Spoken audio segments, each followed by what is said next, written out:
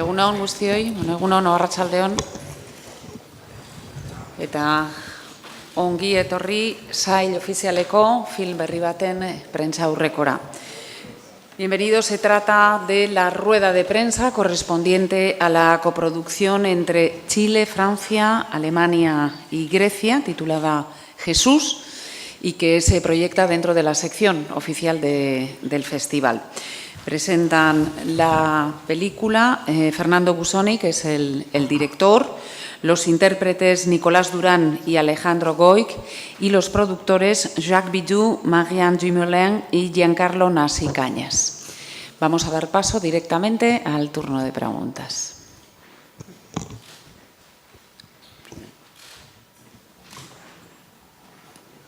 Well, my name is Paul Katzenberger from Germany, and I have a question which goes to the director. First, thank you very much. I thought this was a very powerful and also radical film. And I was wondering, well, it's obvious why father is going to the police, because he realizes that his own life will get into trouble. But on the other hand, you can say that this horrible crime his son committed offers a chance for the relationship between the father and the son. But still, in the end, he's betraying his son. Why did you let prevail this aspect over the story? I will reply in Spanish. Okay?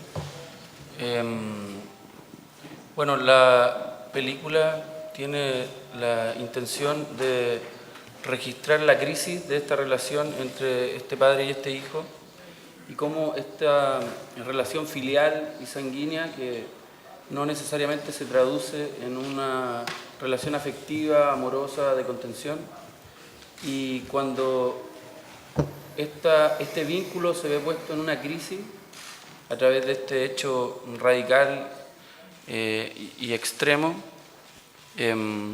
ambos personajes tienen que confrontarse y tienen que enfrentar esta relación. Y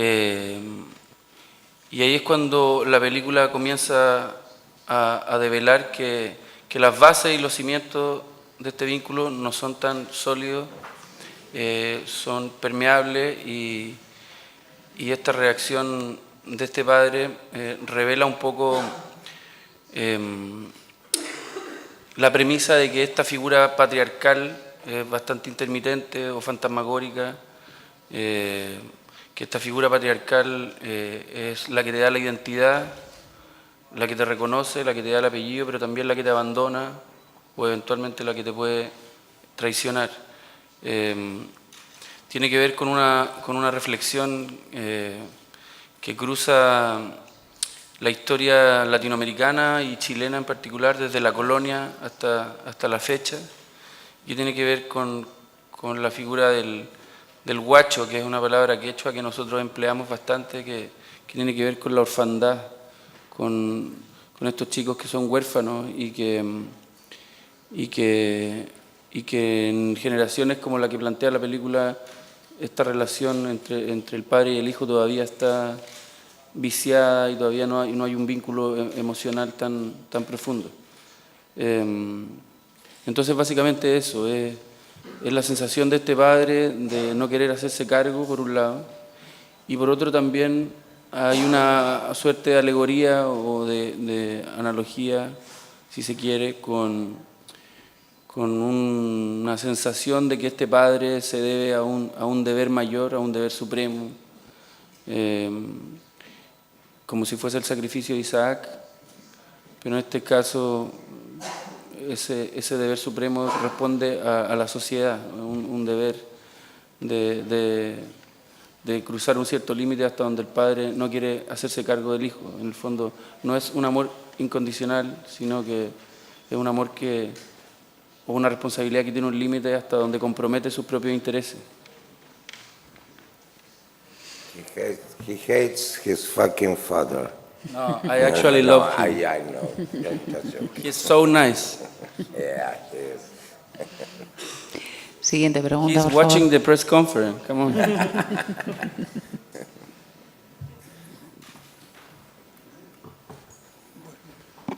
Bueno, ante todo, mis felicitaciones por la fuerza de la película. Me recordó en algunos aspectos la ópera prima, no sé si la conocés, de Leonardo Fabio, que fue un gran cineasta argentino, ¿no? Crónica de un niño solo. Quería preguntarte si es tu ópera prima también y si todos los intérpretes son no profesionales, como pienso, quizás el padre sea un actor, el que hace el padre, profesional. Como el Si es tu primera película y un poco la génesis del proyecto y los actores como los elegiste. Que están excelentes, desde verdad. Esta es mi tercera película, mi segunda ficción. La primera se llama Carne de Perro y estuvo acá en el festival el 2012. Alejandro es un actor que ha hecho más de 20 películas. Ha estado en películas como No, El Club, fue el protagonista de mi película anterior. En fin, presentarlo me parece casi una obscenidad porque el hombre ha hecho lo suyo. Se presenta solo. Y Nicolás es un actor que no tiene una aproximación académica a la actuación, pero también ha actuado, si no me equivoco, en más de 7 películas. Jesús es su primer protagónico.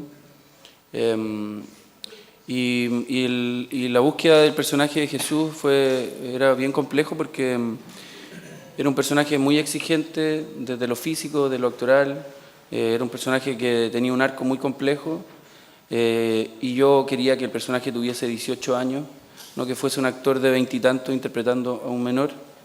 Por tanto, representaba un desafío importante esa búsqueda y generamos un casting durante más de 6 meses donde vimos a más de 400 actores y encontré a Nicolás y fue un trabajo muy interesante, un actor muy valiente que entendió que la película comprometía un esfuerzo de diferentes maneras y un poco entendió el espíritu también que yo quería abordar en la película y el resultado fue súper positivo. Lo que sí hubo una mezcla con no actores que tenía que ver con una investigación que yo establecí para entrar en el mundo de las tribus urbanas, de esta suerte de submundo que hay en Santiago, que tiene que ver con los chicos que bailan K-pop y en fin, con varios jóvenes que se reúnen en parques públicos. Y yo no quería parecer un turista al interior de mi película, no quería generar una mirada exotista sobre estos chicos. Por tanto, hice un cruce entre actores y no actores. Nicolás tuvo que tomar clases de baile coreano y eso, pero todos los chicos que están ahí son y pertenecen a ese mundo. Y fue un ejercicio bien interesante que le dio mayor verosimilitud, yo creo, a la historia. Que permitió también trabajar con más organicidad todo ese registro un poco documental que tiene la película. Sobre todo fue un reto el bailar K-pop, porque yo no bailo en ninguna parte, así como que nunca he ido a una disco, me apestan, así que fue un verdadero problema para mí.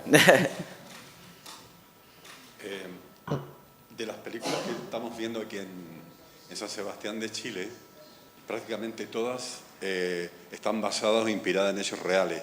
¿A qué se atribuye ese fenómeno que la cinematografía en Chile en la realidad ve objetivos para ser filmados? Bueno, yo creo que el cine en general tiene vocación crítica y una vocación social y política. En Chile en particular el documental se ha hecho cargo de grandes temáticas que hacen frente, no sé, a fisuras o fracturas políticas recientes, etc. Y la ficción también, pero en menor medida, pero creo que en el último tiempo los realizadores estamos conectados con la realidad en el amplio sentido de la palabra. Chile es un país desigual, Chile es un país que entrega mucho material porque en apariencia parece una economía resuelta y pujante, pero un país con una desigualdad y con una aceleración capitalista y con un modelo neoliberal que está muy arraigado y que entró en los tejidos y eso está comenzando a explotar desde infinitas maneras. Yo creo que los realizadores le están tomando el pulso a esa realidad y me parece interesante que así sea. En mi caso, Observo, obviamente, me inquieta Chile, me sensibiliza, me provoca, me emplaza, como cualquiera. Y no me interesan, eso sí, las historias oficiales o lo que plantea la oficialidad. Me parece interesante abordar un tema y reinterpretarlo y no hacer un ejercicio pedagógico ni periodístico, sino que hacer una propia visión y una propia mirada de lo que uno observa. En este caso, esta película tiene un guiño a un hecho real, que fue el asesinato de un joven a manos de otros 4 jóvenes en un parque público en Santiago. Y el acto fue muy violento, muy brutal, muy abyecto, y la víctima era homosexual y los medios comenzaron a especular acerca de que los victimarios eran neonazis, y de inmediato se estableció una suerte de etiqueta, una definición que establecía una diferencia entre los buenos y los malos, generaba como una suerte de barrera entre los ciudadanos y estos sociópatas que planteaba la prensa. Y yo realicé una investigación por mi parte donde pude conocer a personas muy cercanas a los victimarios y rápidamente me di cuenta que no se trataba de neonazis y que el tema era mucho más profundo, mucho más doloroso, y que incluso estos 4 victimarios y la víctima venían de la misma extracción social, se conocían o pululaban en los mismos lugares, y tanto los asesinos como la víctima tenían ausencia de la figura paterna o una figura paterna un poco intermitente, que fue lo que me hizo cruzar estas 2 inquietudes inicial. Y entonces un poco eso, yo creo que si uno se queda con el relato oficial es un poco aburrido, o por lo menos a mí me pasa, me aburre el cine oficial, y encuentro interesante eso, escarbar y darse cuenta de que hay grises, de que las cosas son más complejas y desnudar esa complejidad en el cine, que es una tremenda herramienta, es muy interesante. Yo creo que en particular con lo que tú señalas de la conexión con hechos reales, en mi caso, por ejemplo, estos 4 asesinos fueron como rápidamente etiquetados por la prensa, y al investigarlo empezaban a surgir cosas que a mí me generaban, no sé, cierto dolor.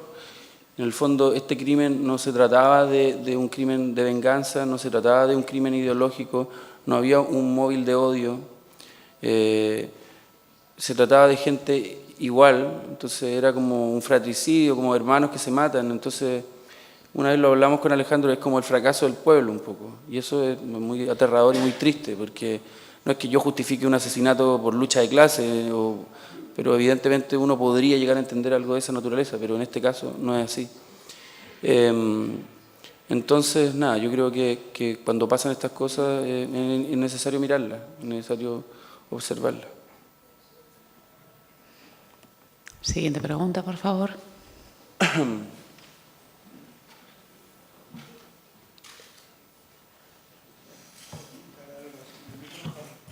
Un segundo para que le escuchen los traductores. ¿Cómo funciona la distribución en otros países, cruzando los Andes? Porque a Buenos Aires llega poco cine chileno, supongo que el cine argentino también llega poco a Chile. O sea, yo creo que el gran problema de los latinoamericanos es que no consumimos nuestro cine, y eso en gran medida está sujeto a un poco las reglas de la distribución, por más que se hacen esfuerzos. En Chile en particular el 85% de las pantallas está tomada por las majors americanas, por tanto queda un 15% que se establece o que se divide más bien entre películas chilenas y películas de todo el mundo. Y yo creo que ese es el gran cáncer del cine. Por un lado, la homologación a la cultura y la aproximación que tienen las audiencias al cine, producto de un relato y una fórmula que establece el cine americano. Y por otro lado, este monopolio de las networks o de las majors americanas que genera que no exista espacio y que sea inviable para los distribuidores poner en pantalla otros tipos de cine.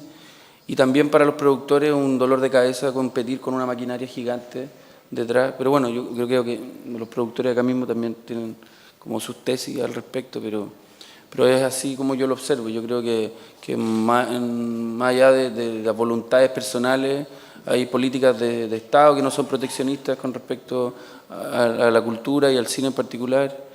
Y yo creo que es la gran deuda que tenemos, que tienen los ministerios de cultura, que tienen los aparatos culturales, porque los realizadores llegamos a un límite donde no podemos hacer mucho más. Se hacen esfuerzos, los sindicatos, las asociaciones de productores, de distribuidores, etcétera, hacen esfuerzos permanentemente y buscan fórmulas, pero todas insuficientes si no van de la mano de un apoyo gubernamental. Y dos palabras, dos pequeñas. ¿Puedo hablar en francés o possible? Sí, sí, sí. Non, je voudrais juste, bon, évidemment, remercier Fernando, Alejandro et Nicolas pour ce grand film, mais je voudrais aussi dire deux mots sur le fait qu'on a un grand voyage avec Saint-Sébastien. Il y a 4 ans, il y avait Carnet de Perros, son premier film ici, qui a gagné, qui était un film magnifique. Aujourd'hui, on se retrouve à Saint-Sébastien, donc un grand merci à ce festival qui porte Fernando et qui va le porter encore, j'espère. Ça, c'est une chose importante. L'autre chose, c'est que je voudrais remercier aussi vous ne pouvez pas imaginer, c'est un tout petit budget, ce film. Il y a le Chili, qui a beaucoup donné, Constanza qui la connaît bien, le Chili qui a beaucoup donné, la France, l'Allemagne, la Grèce, l'Italie et la Colombie. C'est complètement délirant pour un tout petit budget, mais c'est simplement pour dire qu'aujourd'hui, le parcours autour de Fernando, c'est une aventure incroyable.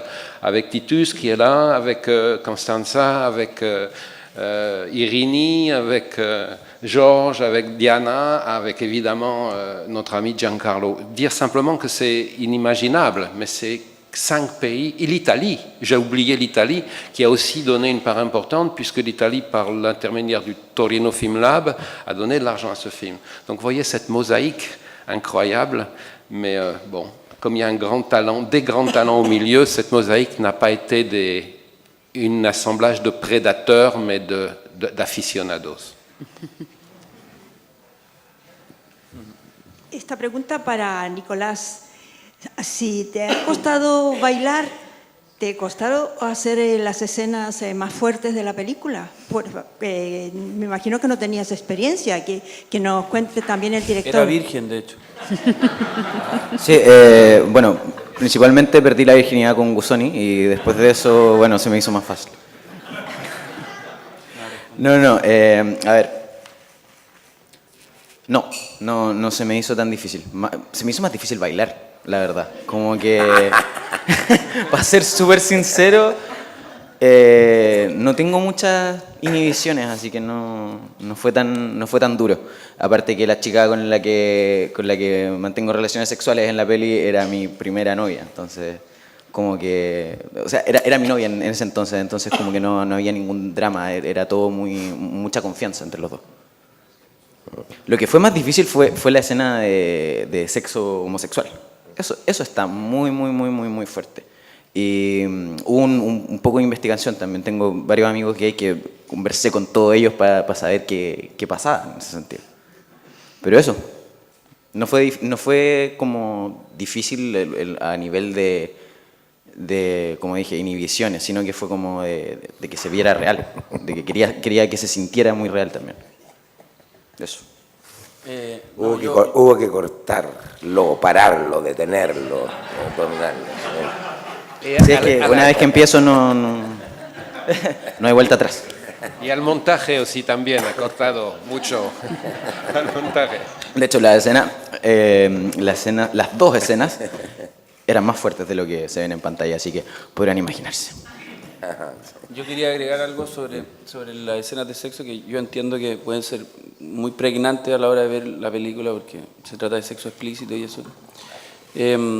Pero tienen un móvil o un objetivo que está al servicio del relato y que tiene que ver con que cuando yo hice esta investigación también y un poco por lo que he observado y las propias conversaciones con Nicolás y con otros chicos, es que el sexo, no hay un statement político con la sexualidad en términos de decir yo soy bisexual, homosexual o pansexual o lo que sea, sino que más bien hay una relación con el cuerpo que se une con otro cuerpo en busca de deseo o de afecto o de amor o de placer.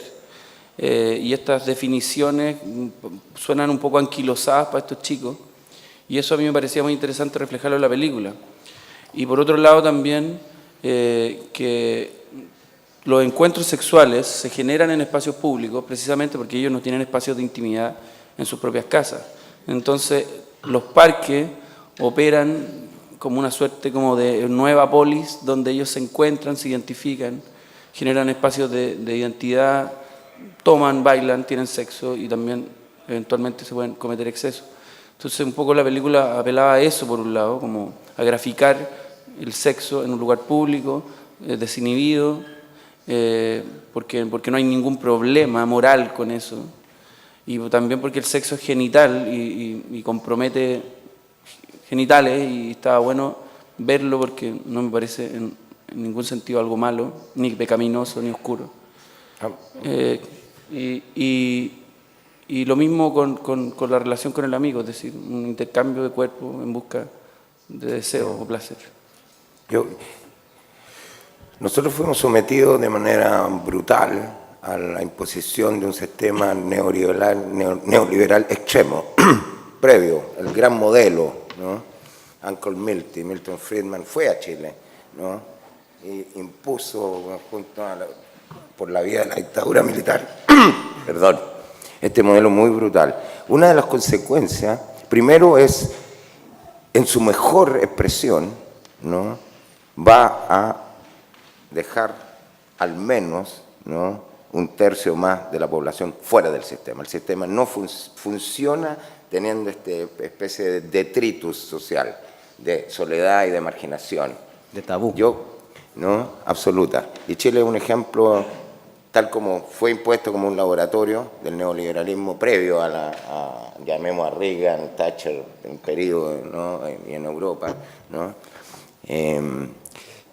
Una de las cosas sobre la base de una ideología de un individualismo brutal, pero no el individualismo, llamémoslo sano, de las filosofías políticas del siglo XIX, digamos, de la libertad individual, ¿no?, sino que de soledad absoluta. Yo creo que este acto, y tú lo ves en estos sectores marginados, ¿no?, que son gigantescos en Chile, ¿no? Porque aparece como esta especie de joyita de sistema, ¿no?, que funciona con equilibrios macroeconómicos, etcétera, ¿no?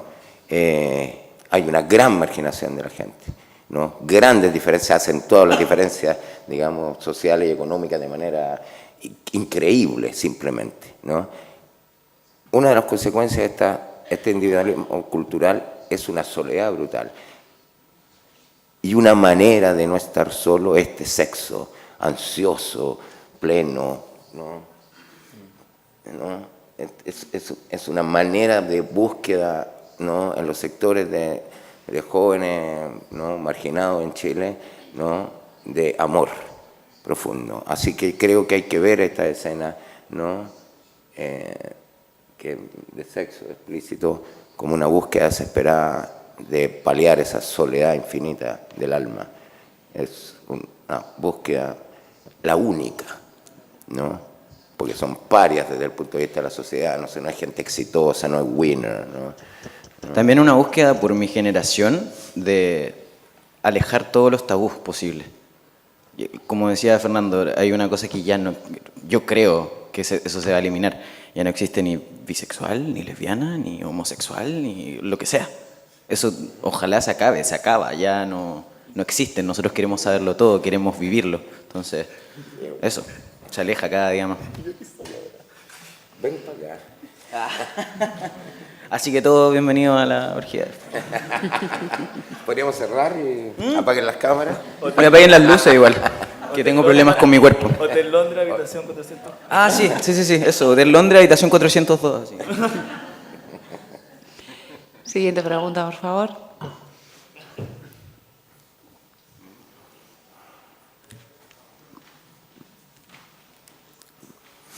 Bueno, enhorabuena por la película porque es hipervaliente, o sea, y se agradece mucho la valentía y sobre todo el festival también que apueste por este tipo de cine, porque realmente, bueno, ayer vimos una película polaca que se ha extendido bastante en las redes digitales y ha tenido muchas críticas porque se veía un poquito pues, un nihilismo en la cuestión de la violencia, o sea, que tampoco se veía que realmente, bueno, o algunos no vimos que produjera nada. En este caso, vamos, creo que es una película súper valiente y que, por supuesto, da mucho más de sí. Entonces, quería preguntarle a Fernando con respecto a el tiempo de trabajo para sacar este proyecto adelante, luego con las productoras con las que ha contado y, sobre todo, qué va a pasar con la distribución, o sea, porque ahí hay un problema de base. O sea, realmente me imagino que será más hacia el mercado europeo, pero en el mercado europeo también va a tener complicaciones, considero, simplemente. Bueno, el proceso completo de la película fue de 3 años y fracción, desde el proceso de escritura hasta el fin del rodaje. Y con Jack y Marianne nosotros venimos trabajando desde el 2010 juntos, y con Giancarlo hace 2 años, casi 3 años. Y luego fuimos incorporando socios que, además de tener una participación económica, tuvieron una participación artística, como nuestros socios alemanes, colombianos, griegos.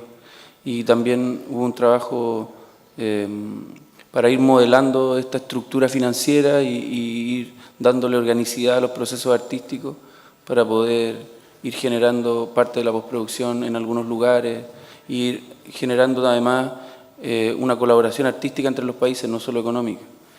Con respecto a la distribución, yo entiendo que, claro, que la película tiene algunas complejidades en términos de escenas de sexo o de violencia, pero creo que también es una película que apela a los grandes temas, que es una película que aborda un tema muy arquetípico, que es la relación padre-hijo. Y en ese sentido creo que recoge sensibilidades globales, universales, que están en nuestro imaginario colectivo. Por tanto, creo que puede generar una conexión importante con la audiencia.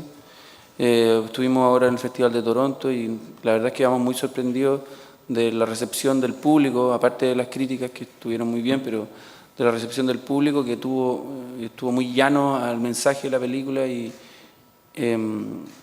creo que eso puede ser un buen síntoma. Hay que ver acá también qué pasa, de que los distribuidores no tengan miedo en el fondo cuando hay películas un poco más ásperas. Yo creo que además es una película con vocación narrativa que apela a las emociones, no es una película hermética ni mucho menos. Así es que la verdad es que yo estoy confiado, pero por el momento entiendo que tenemos estrenos comerciales en los países en los cuales fue coproducida la película. Desconozco por el momento qué está pasando. Yo creo que Jack, Marianne y Giancarlo pueden saber más, pero más o menos ese es el panorama. Je ne sais pas, rapidement, en tous les cas, c'est vrai que produire ce film, ça a été une vraie bagarre, mais une vraie bagarre dans la volonté, tous les partenaires réunis, de faire émerger un auteur. Et c'est notre travail, c'est pas du tout quelque chose de mercantile. La distribution va être compliquée dans chacun des pays, que ce soit en Allemagne, que ce soit même au Chili. Le film est radical, comme vous le dites tous. Le film aujourd'hui est face à des monstres de films américains ou de commercial, on va dire, mais je crois qu'on a uni en produisant ensemble une force. Et cette force, il ne faut surtout pas céder, c'est-à-dire il faut continuer à se battre, il faut continuer à ce que ce film soit vu. La présence de Fernando sur les festivals de Nicolas et d'Alejandro est capitale, et il faut que ces voix continuent à se faire entendre à travers le monde. Donc la force des festivals est déterminante. C'est-à-dire que ce film soit ici, c'est pour lui donner une énorme envolée possible à travers le monde et à travers donc un rayon de circuits de festivals. Et puis nous, on va continuer à se battre avec Fernando parce que c'est, nous le pensons en tous les cas, très très important, non seulement pour notre propre génération, mais pour les générations à venir. ¿Alguna otra pregunta?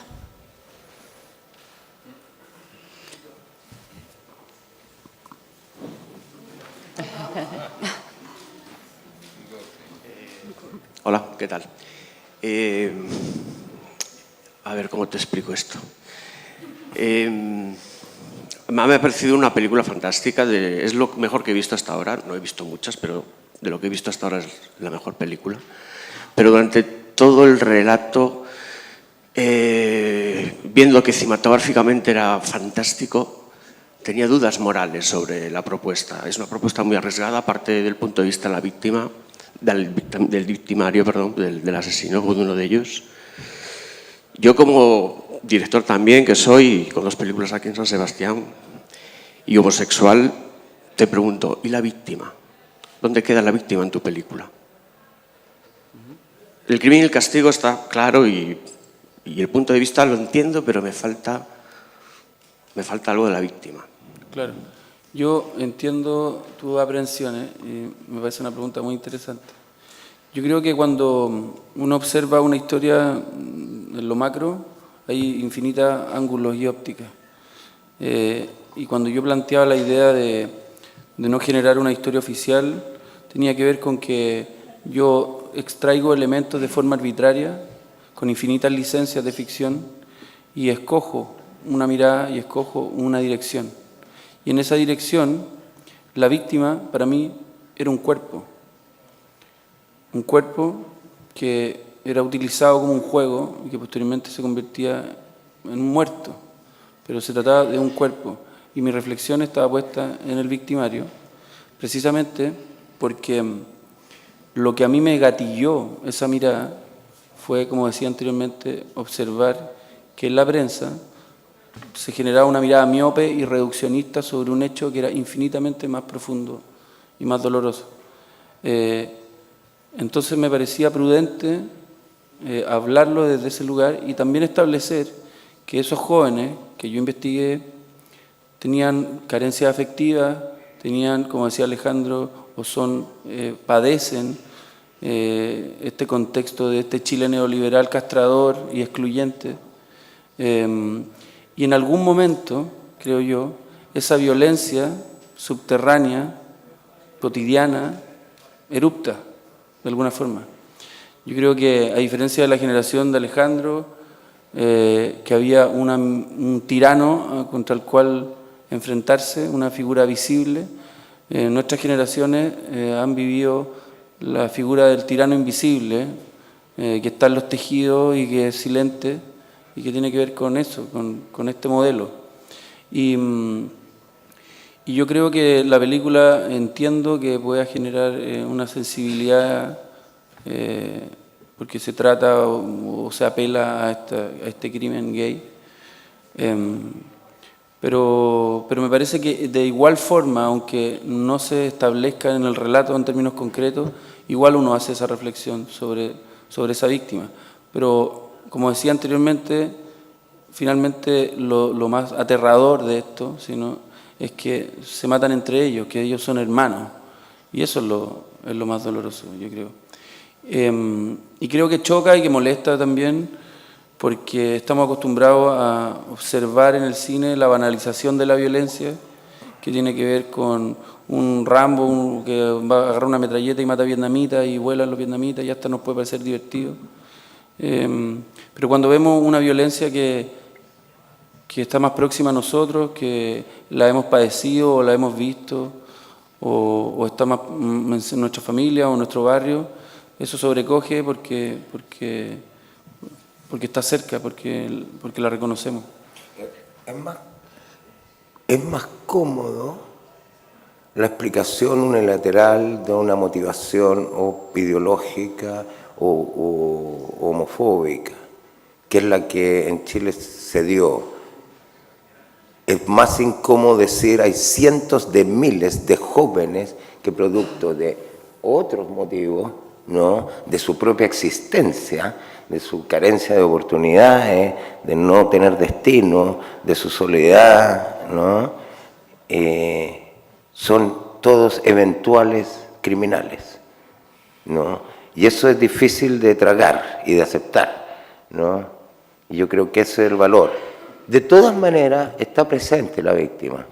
Fíjate, tuvo una interpretación, si quiere, una exégesis muy personal, ¿no? Finalmente, a través del castigo moral y en el ámbito, digamos, de las relaciones, yo el padre, ¿no?, recoge a la víctima finalmente, al no entregar al victimario. Es decir, de todas maneras ordena a la víctima. Pero era más fácil, ¿no?, decir, bueno, son nazis. ¿Sabes por qué? Porque con eso nosotros quedamos tranquilos. Obedece a una ideología, son nazis, bueno, sus motivaciones son claras, son ideológicas, etc. Son homofóbicos, etc. Bueno, ok. No pensamos que el problema está donde mismo. No, está lleno de estos jóvenes y mañana en Chile y en América Latina y en las sociedades donde haya exclusión, ¿no?, y marginación, va a ocurrir, ¿no? No, si yo eso lo entiendo, me refería más a la víctima, a la ausencia de la víctima, no, independientemente que fuese gay o fuese una mujer o una chica, es simplemente la ausencia, que sí es verdad que la recoges al final y que a mí ese último plano, esa última secuencia, me reconforta con la película. Estaba un poco, no indignado ni molesto, pero bueno, estaba un poco dudoso ante la moralidad de lo que me estabas ofreciendo, pero me quedé mucho más tranquilo después con esa secuencia final. Me refería a la ausencia, a ese tratamiento de la víctima con cuerpo. Claro, se trata de eso la película. Finalmente una película que reflexiona sobre el cuerpo erotizado, sobre el cuerpo desnudo, sobre el cuerpo alcoholizado, sobre el cuerpo muerto. Es una reflexión sobre... por eso te digo que la víctima es un cuerpo y es una decisión deliberada, evidentemente. Yo no entro en la biografía de la víctima. Y es como la violencia surge desde un juego juvenil que se convierte progresivamente en un acto de violencia brutal. Pero yo sigo, porque el punto de vista sigue a un victimario. Entonces, claro, también tiene que ver con decisiones narrativas, evidentemente.